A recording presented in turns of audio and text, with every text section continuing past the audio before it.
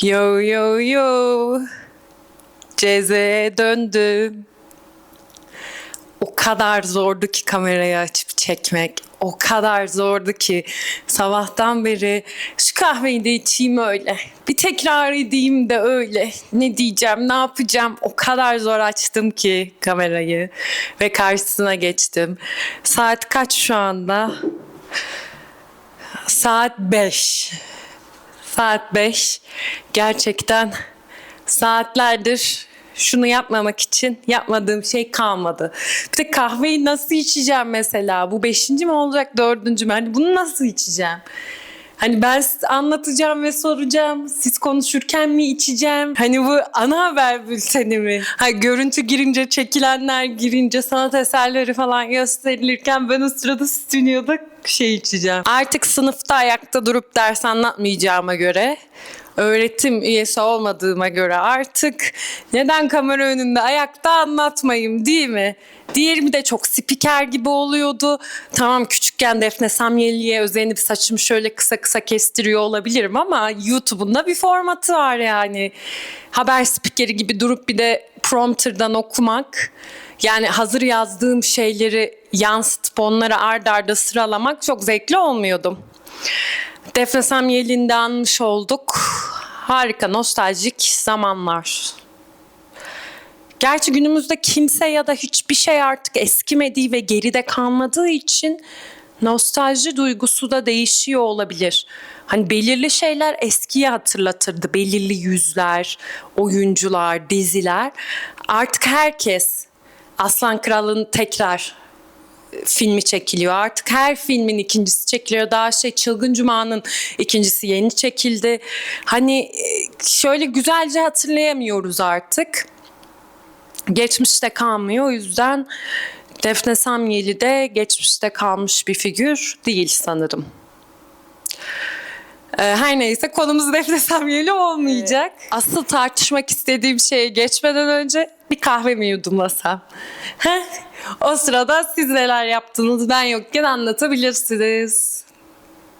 Mikrofonla ASMR'a döndürülmüşüm. Hayır. YouTube formatı dedik de o kadar da değil. O kadar da değil. Evet. Siz konuşurken dinliyoruz. Siz konuşurken içiyoruz. Soğumuş. Kamerayı falan ayarlarken çok soğumuş. Türkiye'de heykelden konuşmak istiyorum. Mehmet Aksoy'un Kars'taki insanlık anıtı geliyor. Türkiye'nin heykelle sınanması deyince aklımıza. İkiye bölünmüş bir insanı simgeleyen devasa, monumental, anıtsal bir heykel. Bölünmüş halkları ve tarihleri de, bölünmüşlüğü, parçalanmışlığı da simgeliyor.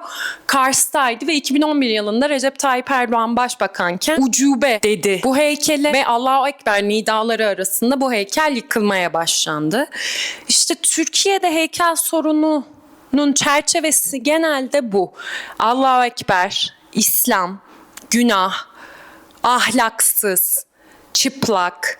Genelde bu kavramlarla Türkiye heykeli tartışıyor. Bir tarz ya da malzeme, gerçi malzemeyle de tartışılıyor. Heykeller ortadan yok olduğu, heykellerin ortadan yok olmaması, heykellerin o promptersız olunca böyle konuşuyormuşum mesela sadece. Kafam karışıyormuş ve hani default'a dönüyormuşum ve buymuş default'u. Hayal kırıklığı olurdu sanırım.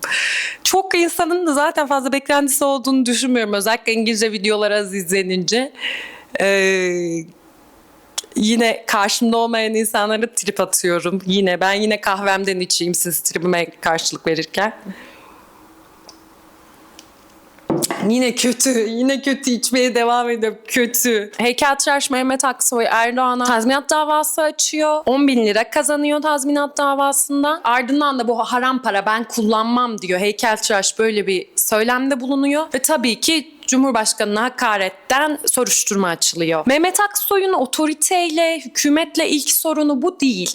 1994 yılında da Altın Park'ta, bu sefer Ankara Altın Park'taki Periler Ülkesi'nde isimli heykeli Refah Partili Büyükşehir Belediye Başkanı Melih Gökçek bunu çok erotik buluyor sanırım. Bu heykeli, erotizm anlayışını gerçekten ve ben böyle sanatın içine tükürürüm diyor. Burada çok sevdiğim bir şarkıcıdan, grubun üyesinden alıntılama yapmak istiyorum. Heykel parktan kaldırılıyor. Yine manevi tazminat ödeniyor heykeltıraşa ve 2011'de yerine konuyor. İnsanlık anıtından sonra, 5 yıl sonra 2 çocuklu Toprak Ana heykeli yıkım tehlikesiyle karşı karşıya kalıyor. Bu kez yine Mehmet Aksoy'un. Belediye yıkım kararı alıyor bu heykelle ilgili. Heykeltıraş da kendisi belediyeye başvuruyor. Heykeli tekrar atölyesine götüreceğini söylüyor. Yıkılması yerine. Yalnızca Mehmet Aksoy değil tabii. Kuzgun Acar akla gelen ilk örnek. Kamusal alanlarda heykeller yapıp rölyefler hazırlayıp daha sonra eserlerinin ortadan kaldırılmasıyla ünlü. Çünkü heykel satılacak bir malzeme olarak da görülüyor. Sadece İslam, ahlak, din, erotizmle anılmıyor. Türkiye'de heykel deyince her zaman aklımıza ilk gelen şey resim ve heykel sorunu. İslam dininde özellikle tüm semavi dinlerde böyle bir sorunun varlığından bahsedilebilir. Figüratif eserlerin hoş karşılanmadığını, tepki gösterildiğini görüyoruz. Türkiye'de heykelleri ve heykeltıraşlara yapılan muameleyi arkadaşımla tartışırken bizi dedi sanatta geriye götürdü. O resim ve heykel yasağı bayağı geriye götürdü. Hani ve bu artık ne zaman bir heykelden bahsetsek ya da figüratif bir tablodan erotik bulunmasıyla, işte uygun görülmemesiyle henüz hazır değiliz anlayışından bahsetsek bunu der her zaman. Hatta Nihat Erim'in burada demokrasi ilahının üzerine şal örtme örneğini de kullanabiliriz. Türkiye'de her zaman yalnızca demokrasi ilahı heykelinin değil, öykünmeyle yapılan yani biçimsel her heykelde her zaman bir şal örtülmeye ihtiyaç duyulmuştur. Mehmet Aksoy 2015 yılında ünlü Hyperallergic dergisinin sanatta en güçsüz 20 insan listesine giriyor ve bu listede 5. sırada. Bu listedeki diğer figürlere bir bakalım istiyorum. 1. sırada arkeolog var. Suriye'deki Palmira Eski Eserler ve Müzeler Genel Müdürü Halid Al-Asad var. Halid Al-Asad IŞİD tarafından öldürülüyor. Sakladığı antik eserleri IŞİD'e vermeyi reddettikten sonra kafası kesiliyor. Peki IŞİD'in bu antik eserlerle, bu tarihle alıp veremediği nedir? Hafızayı mı sevmiyor, kimliği mi sevmiyor ya da eserleri satıp para mı kazanıyor? Hepsi büyük olasılıkla. Ancak öne sürülen neden? İslam öncesi dönemlerde yine biçimsel heykellerin, figüratif heykellerin İslam'da yasak sayılması. Aşraf Fayyad var. Aşraf Fayyad Suudi Arabistanlı bir küratör ve şair. Yazdığı şiirler satanist bulunuyor. İslam'ı reddettiği öne sürülüyor ve Aşraf Fayyad ölüm cezasına çarptırılıyor. Bu dava uluslararası bir ilgi görüyor. Bu uluslararası tepkiden sonra Aşraf Fayyad'ın cezası 8 yıla ve 800 kırbaça dönüştürülüyor. Kırbaç. Kırbaç. Sanırım hani toplumsal, kamusal alanları dolduracak, kimliği inşa edecek heykeller olmayınca başka aktivitelerle, kırbaç, kafa kesme gibi aktivitelerle sanırım toplumsal alan kullanılıyor. Bir şekilde eğlendirmek lazım tabii halkı. 2015 yılında İslam'dan ve sanattan konuşacaksak Charlie Hebdo'yu unutamayız. Karikatüristler diyebiliriz aslında. Charlie Hebdo derginin adı, Fransız bir karikatür dergisi ve İslam'ın peygamberine dair karikatürler yayınlandığı için saldırıya uğruyor. Hatta nostaljiden bahsettim. Je suis Charlie Hebdo. Instagram bununla doluydu, Facebook bununla doluydu. 2015'te Facebook'a yeni girmiştim. Vah, je suis Charlie Hebdo. Ben Charlie Hebdo'yum. Her yerde ne olursanız olsun. Tabii özellikle Müslümansanız ve terörist değilseniz kendinize her defasında kanıtlamanız gerekiyordu. Her defasında terörü açık ve seçik bir şekilde kınamanız gerekiyordu. Sanki sorumlu sizmişsiniz gibi. Böyle bir zorunluluğunuz vardı. Günümüzde de var tabii. Hani 90'lara dair bir nostalji var ya, özellikle böyle 90'lardaki işte ne bileyim bilgisayar oyunları, Microsoft'un açılma sezi. 90'lara dair hatırladığımız, 2015'te Charlie Hebdo ise 90'lara dair hatırladığımız tarikat liderlerinin cinsel hayatı, yani genç kızlarla basılması olabilir. Salman Rushdie'nin Şeytan Ayetleri kitabını yayınlaması, Aziz Nesin'in bunu Türkçe'ye çevirmesi ve 93'te Madımak katliamına giden yolun döşenmesi olabilir. Hatta Madımak katliamında da Pir Sultan Abdal'ın heykeli, henüz dikilmemiş heykeli yerle bir ediliyor ve sürükleniyor yollarda. 90'lar nostaljisi. Harika.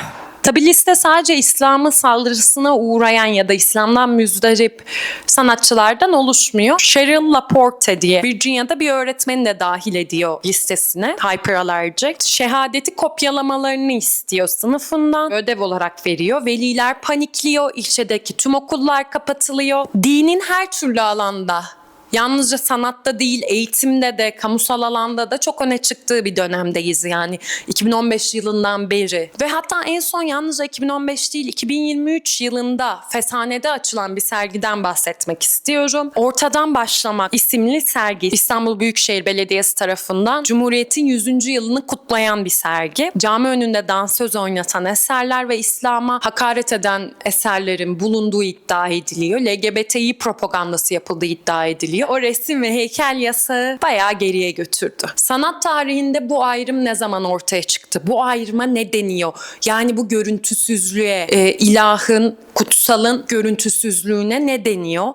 Ve nasıl bir ayrım yapılıyor kültürler arasında? Antropolojide de, arkeolojide de, yalnızca sanat tarihini ilgilendiren bir şey değil çünkü. Aradığımız terim anikonizm, ilahi varlığın görsel kültürde yer almaması. Hem dini uygulamalarda hem de daha geniş anlamda görsel kültürde figürsel bir imge olmadan ilahi varlığın göstergesi anikonizm. Tanrılara görsel olarak atıfta bulunmayan nesneler aracılığıyla ilahi olanın algılanması, tapınılması ve deneyimlenmesi olarak açıklayabiliriz. Anikonizm ikondan geliyor, Yunanca'da ikondan. Ama bunun Yunanca olması eski bir sözcük olduğu yanılgısı uyandırmasın sizde. 19. yüzyılda ilk kez bir arkeolog tarafından 1864'te yazdığı bir makalede geçiyor. Anikonismus, anikoniş diye antik Yunan sanatından bahsederken bunu söylüyor. Johannes Adolf Overbeck, Yunan sanatının başlangıçta hiçbir imge içermediğini ve ilkel çağlarda Yunanlıların görünmez güçlerin sembolleri olarak ağaçlar, taşlar, direkler, sütunlar, mızraklar ve asalar kullandıklarını öne sürdü. Antik Yunan sanatına dair daha önceden var olan bir algıyı destekliyor bu kavram. Johannes Joachim Winckelmann 1764 yılında Antik Çağ Sanatının Tarihi başlığıyla yayınladığı eserde Yunanlıların tanrılarını ilk olarak işlenmemiş taşlar şeklinde temsil ettikleri iddiasını atmıştır. Evrimsel bir teori ortaya atıyor. Medeniyetleri geliştikçe antropomorfizmi kullandıklarını söyler. Antropomorfizm insana benzer şey anlamına gelir. Burada da tanrıların insana benzerliği ya da tanrıların ifadesinin, çiziminin insana benzerliğini gösteriyor antropomorfizm. Ve aslında anikonik, görüntüsüzlük, olumsuz olması ikonikliğin, aslında normal olanın ikoniklik olduğunu öne sürer ve zaten Yunan sanatında da ilkelliğin bir göstergesidir. Bir anomalinin göstergesidir Yunan sanatında. Antik Yunan'da evrimsel ilerlemeye bakarsak öncelikle karanlık dönem milattan önce 1100 ve 800 yılları arasında Voldemort ortada dolaşıyor diyebiliriz. İşgal altında Yunanistan. Ve karanlık aslında Voldemort'un ortada dolaşması değildi. Bu fantastik canavarlardaki Johnny Depp'in o tipin ortada dolaşması, evet, karanlık bir dönemdi hepimiz için. Karanlık dönemin ardından milattan önce 800 ve 450 arasında arkaik dönem başlıyor. Soyut geometrik desenler görüyoruz. Hayvan geçitleri görüyoruz arkaik dönemde ve aslında sanat tarihçileri tarafından Antik Yunan'ın Yakın Doğu kültürlerinin etkisi altında kaldığı bir dönem olarak adlandırılıyor. Yakın Doğu neresi peki? Türkiye, Suriye, Filistin, Avrupa'ya yakın olan Doğu tabii ki de sanat tarihi zaten Antik Yunan merkezli diyebiliriz. Irak, İsrail, Ürdün, Lübnan, Filistin, Suriye ve Türkiye'yi kapsıyor. Burada anikonizm bölgenin ayrılmaz bir parçasıdır. Pagan halklarının yanı sıra eski ayetin yasaklarına uyan Yahudilerin ve daha sonra imge yapımından kaçınan Müslümanların da yaşadığı Yakın Doğu, anikonizmin, görüntüsüzlüğün en belirgin olduğu bölge olarak öne çıkar. Oryantalleşme olarak anılan dönem başlıyor. Gerçekten oryantalleşme Mısır uygarlığından etkilenilir. Yunanlı Herodot'un Yunan imge yapımının kaynağı olarak tanımladığı Mısır'da anikonizmin izlerini bulabiliriz. Mısır metinleri Amama dininin güneş tanrısı Aten'i heykeltıraşların tanımadığı biri olarak tanımlar ve belirli dönemlerde Mısır obelisklerinin, yani dikili taşların bir tanrı tarafından mesken tutulduğuna inanır. Ve ardından 450 yılında klasik dönem dönem başlıyor. Yüksek klasik dönem Polikileit'in mızrak tutan genç adam heykelinden Doryphoros'u örnek verebiliriz. Geç klasik dönemde ilk nü kadın heykel üretiliyor. Knidos Afrodit'ini örnek verebiliriz milattan önce 350 civarında. Hayır, baktığımız zaman mızrak tutan gençle Afrodit ay ama ben utanırım. Ne bu ya? Ne yani? Ardından Helenistik dönem. Milattan önce 323'te Büyük İskender'in ölümünden sonra Pergamon'daki Zeus'un büyük sınağı örnek verilebilir. Anikonizm geçmişten kalanları, kalıntıları ifade eder.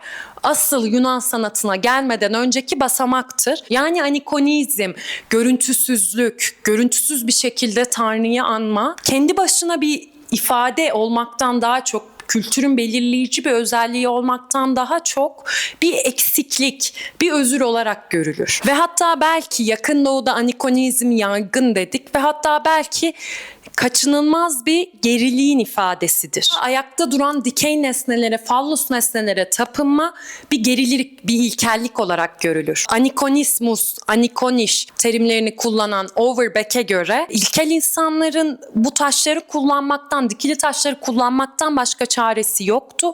Çünkü insan olmayan şeyleri, tanrıları hayal edemiyorlardı. Yalnızca arkeoloji de değil, antropoloji de 19. yüzyılda anikonizm üzerine yorumda bulunuyor. Yunan anikonizmi üzerine yazılmış tek kapsamlı eser olan Yunanlıların insan olmayan tanrıları William Marinos da Vissa'nın 1903 tarihli. Da Vissa, anikonizmin nedeni insanların hayal etme gücüne sahip olmaması değil diyor. İlkel zihin kaba bir taş ile ikonik bir put arasında büyük bir ayrım yapmaz. Bu özellikle Afrika'daki siyahiler arasında belirgindir. Batı düşüncesinde ve özellikle Batı sanat tarihinde ilkelden, primitiften ne zaman bahsetsek kaçınılmaz olarak Afrika gündeme gelir. Felsefede de böyledir. Hegel'den konuşurken bahsetmiştim. Yalnızca Hegel'den konuşurken de değil, Picasso'nun Avignonlu Kızlar tablosunu tartışırken de ya da Kübizmi tartışırken de gündeme gelmişti bu ilkellik ve Afrika. Hem Matisse'in hem Picasso'nun yakın arkadaşı koleksiyoner Jacob Epstein sömürgelerden gelen eserleri topluyordu. 20. yüzyılın başlarındayız. 19. yüzyılın sonlarında Paris'teyiz ve pazarlarda çok ucuza öldürülen, sömürülen, tecavüz edilen, aç bırakılan halkların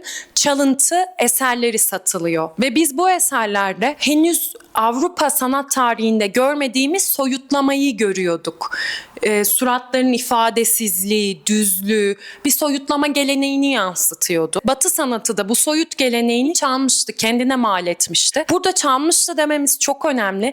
Bu çünkü sanatın işbirlikçi yapısından, bir arada çalışmadan dolayı ya da etkilenme, bak bu eserde ben soyut suratları, düz suratları gördüm, o zaman ben de bunu deneyeyimden gelen doğal, organik bir şey değil bu tablolar. Bu bir fetih biçimidir. Hatta antropolog James Clifford demişti ki herhangi bir sergi ya da sanat eseri emperyal şiddeti görünmez kılmaz. Neden olduğu kayıpları telafi edemez. Anikonizm, ikonizme geldiğimizde aslında bu soyutlama geleneğini, sömürge ülkelerindeki soyutlama geleneğini kendine mal eden Avrupa'nın bunu bir anda 19. yüzyılda, 20. yüzyılda yapmadığını görüyoruz. Her zaman ilkelin tanımlandığını görüyoruz. Hatta Avrupa'nın kimliği böyle açıklanabilir. Her zaman öteki kimdir? Türk kimliği her zaman Avrupa, Batı nedir? Batıya ne kadar, çağdaş uygarlık seviyesine nasıl çıkacağım, ne kadar çıkacağım? Türk kimliği kendimizi karşılaştırmaktan ibaretse, Avrupa kimliği de her zaman öteki benden ne kadar iyi, ötekini nasıl sömürebilirim, nasıl küçümseyebilirim, ben üzerine kuruludur. Bu anikonizm kavramının da ötekini tanımlayan bir kategori olarak ortaya çıktığını söyleyebiliriz. Her zaman ilkelin nasıl farklı olduğunu, nasıl gelişmemiş olduğunu meşrulaştıran kavramlarla dolu sanat tarihi her zaman karşımıza çıkıyor. Yani aslında anikonizm, ikonizm, görüntülü olarak Tanrı'yı ifade etme, görüntüsüz olarak Tanrı'yı ifade etme basit bir biçimcilik ayrımı değil. Bir medeniyet ayrımı, birbirine zıt, bir araya gelmeyen pratikler olarak öne sürülüyor. Peki gerçekten öyle mi? Bir araya gelemez mi? figüratif olarak tanrıları belirtme ve biçimsiz olarak tanrıları belirtme. Bunlar gerçekten bir araya gelmeyen apayrı kategoriler mi? Örneklere bakmamız gerekiyor. Rodos kıyılarında bulunan küçük Halki Adası. 19. yüzyılın sonlarında yine Alman bir arkeoloğun keşfettiği bir esere bakacağız. Adanın yamaçlarını ziyaret etti ve tepeye tırmanırken 2 oyma koltuğun bulunduğu bir kaya parçasıyla karşılaştı. Yakından incelendiğinde 2 koltukta da tanrı isimlerinin yazıldığını fark etti. Solda Zeus'un, sağda ise Hekate'nin ismi yazıyordu. Tanrı isimlerinin kazınmış olması bu bölgede tanrıların varlığının bir göstergesiydi. Peki burada figüratif olarak belirtilmemişler. Zeus'un ya da Hekate'nin yüzünü görmüyoruz, figürlerini, biçimlerini görmüyoruz. Ama koltukları olması ve bu 2 koltuğun da insanın oturabileceği şeklinde olması aslında onların insan gibi düşünüldüğünü göstermiyor mu? Eserin kendisinde herhangi bir figür yok, ancak figür olarak düşünülmüş tanrılar. Peki buna ne diyeceğiz? Anikonik mi diyeceğiz, ikonik mi diyeceğiz? Yani Yunan sanatı ne tamamıyla anikonik ne de tamamıyla ikonik olarak açıklanabilir. Burada Zeus'un oğulları Dioskuri'yi görüyoruz. Birine Dios, birine Kuri diyebiliriz. Birine Eciş, birine Bücüş diyebiliriz. Vazo üzerinde Zeus'un oğulları Dioskuri için yiyecek ve içeceklerle donatılmış boş divanlar ve üzerinde atlara binmiş ilahi ikizlerin figürlerini görüyoruz. Bu ilahi ikizlere sunulmuş yiyecek ve içecekler ve sedir akla hemen Tiazinya'yı getiriyor. Tiazinya bir mit diyebiliriz. Genellikle bir yemek sırasında insanlar tarafından bir tanrı veya tanrılara ikramda bulunma anlamına gelir Tiazinya. Homeros'ta tanrılar kılık değiştirerek yeryüzünde dolaşır ve ölümlüleri sınar. Tanrı'ya konukseverlik gösteriyorsanız, işte rahat bir yer veriyorsanız, yemekler sunuyorsanız ödüllendiriliyorsunuz, vermiyorsanız cezalandırılıyorsunuz. Burada ev içinde yapılan ritüeli düşündüğümüzde, yabancı kılıklarda gelecek tanrılar için yemekler hazırladığını düşündüğümüzde ortamda bir figür yok. Ancak tanrılar, yarı tanrılar bu ikizler, ancak yarı tanrılar insan gibi düşünülmüş. İnsan gibi ziyafet çekecekler, oturmaya ihtiyaçları var, ben de yaslanayım. Oturmaya ihtiyaçları var, rahat bir sedire ihtiyaçları var olarak düşünülmüş. İkizlerin görüntüsünü gördük, onları tanıdık. Ancak ev içinde yapılan yemek hazırlamada hiçbir şey yok, hiçbir görüntü yok. Yine burada ne diyeceğiz? Bu ritüeli ne olarak açıklayacağız? Anikonik mi, ikonik mi? Yani bu anikonik ya da ikonik onu gerçekleştiren ya da izleyici olarak katılan kişinin algısından bağımsız değerlendirilemez. Libya'da Kirene antik kentinde bulunan 3. yüzyıla ait mermer suratsız büst. Bu ne tamamen figürsel ne de tamamen antropomorfiktir. Ancak insan figürüne görsel olarak atıfta bulunur. Bu tür örnekler Yunan sanatında anikonik ya da ikonik olanı tanımlamanın karmaşıklığını ortaya koyar. Ya da tropeyanlar. Tropeyan, Yunanlılar ve daha sonra Romalılar tarafından düşmanlarına karşı kazanılan zaferleri anmak için dikilen anıtlardır. Yenilen düşmanın zırhı bu anıtın üzerine asılırdı. Yine figüratif olanı ve figüratif olmayanı birleştiren bir ritüel görüyoruz. Hermes'ü de örnek verebiliriz. İnsan benzeri antropomorfik bir kafa ve bir fallosun birleşiminden oluşan Hermes. Hani ilkel olan dikili taş yapma bitip gitmişti. Onu aşmıştı Yunanlılar. Figüratif, oymalı taşlar yapıyorlardı. Bunları nasıl adlandıracağız? Bu sınırda kalan örnekleri ne diyeceğiz? Hani aşılan bir şey yok ortada. Daha iyi ya da daha kötü, daha ilerlemiş ya da daha geride kalmış yok. Bu Yunan sanatında sınırda kalan örnekler aslında bize tamamıyla anikonik, tamamıyla ikonik, gelişmiş ve geride kalmış inançlar ve sanatlar olmadığını gösterir. Bunlar bir spektrumdur, bir yelpazedir. Anikoniklik, anikonizm ve ikonizm, yani görsel olma, biçimsel olma ve biçimsel olmama. Bunlar bir yelpazedir. Tamamıyla birbirine zıt kavramlar, birbirine zıt medeniyetler değildir. Birbirini besleyen uygulamalardır. Bir arada olabilirler. Bir sürü bu sanat ve hayal gücü, bir sürü permütasyonları vardır. Bomboş bir alan görebiliriz. İçinde 2-3 tane taşın bulunduğu tanrıları simgeleyen tapınaklar görebiliriz. Ya da tamamıyla görmeye alışkın olduğumuz figüratif Yunan heykellerini görebiliriz. Hiçbiri birbirinden ileri ya da geri değildir. Yani İslam'da resim ve heykeli tartışmadan önce net olmamızı istiyorum. Resimsizlik ve resim birbirine zıt kavramlar değil. Önemli şeyleri de söylediğime artık kahvemi içemeyeceğim. Yani çok soğudu çünkü. O zaman siz sorularınızı düşünürken kahve de içmeyeceğime göre Dobby ile oynayabilirim. Ne yapalım?